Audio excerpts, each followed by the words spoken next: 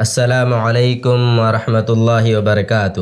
الحمدللہ رب العالمین والصلاة والسلام علی رسولہ الکریم، اما بعد۔ قابل احترام سامعین کرام، آج میں آپ کے سامنے ایک ایسا واقعہ ذکر کرنے والا ہوں جس واقعے کے اندر ہمارے لیے عبرت ہے، نصیحت ہے، یا ان لوگوں کے لیے عبرت ہے اور نصیحت ہے جو لوگ حدیث رسول کا انکار کرتے ہیں۔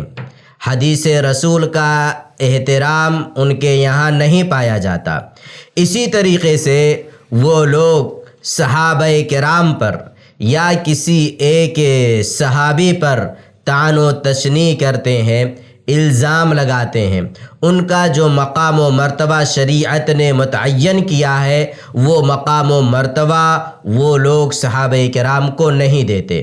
اس واقعے کو بیان کیا ہے دکتور ضیاء الرحمن اعظمی رحمہ اللہ، جو کئی کتابوں کے مؤلف ہیں اور اسی طریقے سے ہندوستان کے ایک محدث بھی شمار کیے جاتے ہیں۔ دکتور ضیاء الرحمن اعظمی رحمہ اللہ ذکر کرتے ہیں کہ عبدالحکیم مصری نے مجھ سے آ کر کے ایک واقعہ ذکر کیا، اور اس واقعے کا تعلق محمود ابو ریہ سے تھا۔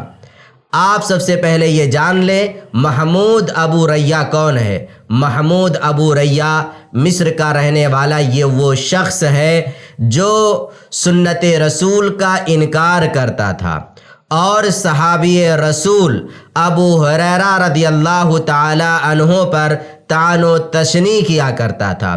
عبدالحکیم مصری اس کے گھر جاتے ہیں محمود ابو ریہ سے ملاقات کرنے کے لیے، اور وہ محمود ابو ریہ کے زندگی کے آخری اوقات تھے۔ عبدالحکیم مصری اس کے گھر جاتے ہیں اس سے ملنے کے لیے، لیکن محمود ابو ریہ کے بیٹے اس سے ملنے نہیں دیتے، منع کر دیتے ہیں۔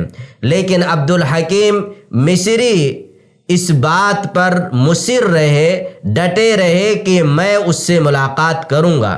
چنانچہ بہت زیادہ کہنے پر، اصرار کرنے پر اس کے بیٹوں نے محمود ابو ریہ سے ملنے دیا عبدالحکیم مصری کو۔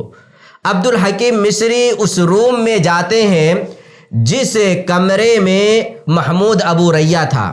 جا کر کے جب محمود ابو ریہ کو دیکھتے ہیں تو بہت عجیب سی کیفیت ان پر طاری ہو جاتی ہے۔ وہ بیان کرتے ہیں جب میں کمرے میں داخل ہوتا ہوں تو دیکھتا ہوں کہ محمود ابو ریہ کا چہرہ کوئلے سے زیادہ سیاہ ہو چکا ہے۔ کوئلے سے زیادہ محمود ابو ریہ کا چہرہ سیاہ ہو چکا ہے، اور اس کی دونوں آنکھیں نکلی ہوئی ہیں، اور اس کے چہرے پر ڈر کے، خوف کے، گھبراہٹ کے آثار بالکل نمایاں ہیں۔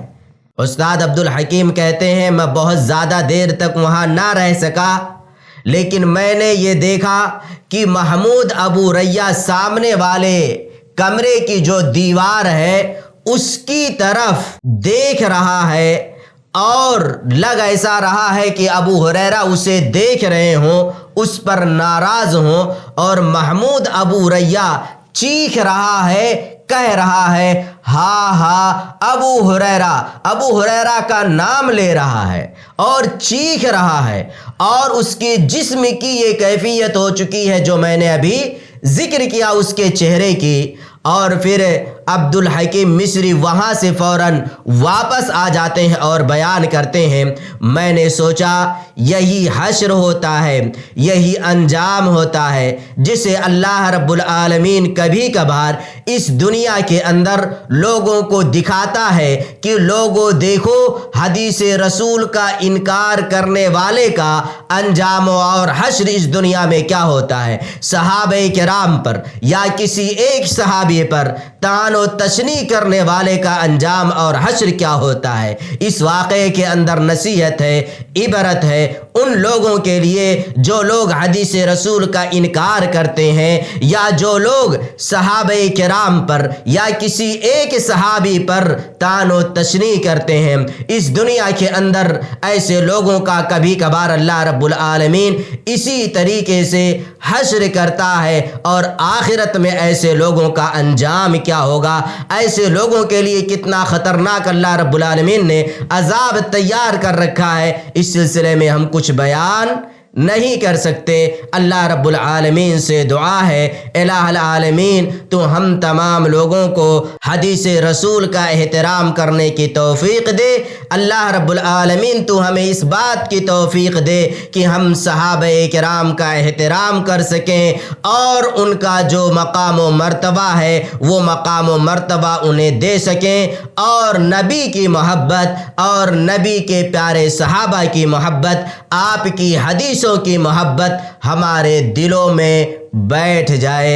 वस्सलामु अलैकुम वरहमतुल्लाहि वबरकातुहू। ऐसे ही फ़ायदेमंद इस्लामिक वीडियोस देखने और मनहज सलफ़ पर किताब व सुन्नत की तालीमात को आम करने में हमारा ताउन करें, ताकि आपके लिए ज़रिया नजात, जन्नत के हुसूल का सबब, साथ ही माल में बरकत व इजाफे का ज़रिया भी बने। आमीन। जज़ाकल्लाहु खैरन।